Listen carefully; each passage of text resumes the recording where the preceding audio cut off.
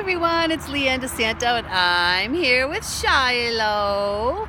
And you probably see some shadows. We're sitting under this one little tree that offers us some shade. It's a scorcher out here in Southern California today, and she's breathing a little heavy.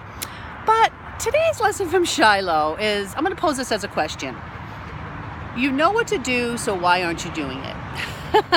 Shiloh made me think about this today because, we have this one little tree, and when she gets hot, she'll run, and then she'll run over to this tree and sit down. And she knows what to do. She's getting a little hot, she'll take a break. So it just got me thinking about this today. And so I did want to ask you, what is it that you know you should be doing, but you're just not doing it? Most of the time we know the answer, right? Sometimes we try to seek it and read a bunch of books and kind of make things so hard sometimes, right? I think we feel like we need the perfect program, the perfect, everything needs to be, in this perfect alignment before we even start. But just start. We basically know what we should be doing. We know what we should be eating. I don't need to get on this video and say, eat more broccoli. I mean, that, right? That I say, and I got this from Mike Poulin, who I love his work and his books. If it's a plant, eat it. If it was made in a plant, don't. And I love that. Sometimes it's just common sense stuff, right? You shouldn't be staying up probably till 1 or 2 in the morning watching TV, right? You probably need more sleep than that. That when you come home and everyone in the house is watching a TV in a different room, that's not going to really cultivate a strong bond or a strong relationship, right? We know that just reacting and flying off the handle and being angry and being in this state of kind of frustration and frazzle is not going to really bode well for our stress levels and our health and also in our relationships.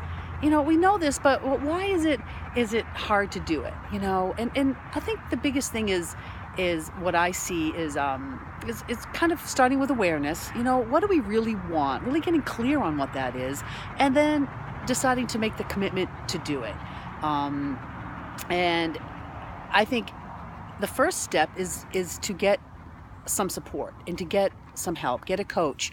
I'm not just saying that because I am a coach, but when I was competing in fitness shows and bodybuilding, I hired a coach. I hired a trainer to train me. And people would be like, why are you hiring a coach? You are a coach. But you know what? I'd say, Michael Jordan, Tiger Woods, Michael Phelps, the best of the best have coaches because they know, I heard this expression one time that I love, we can't see our own eyebrows.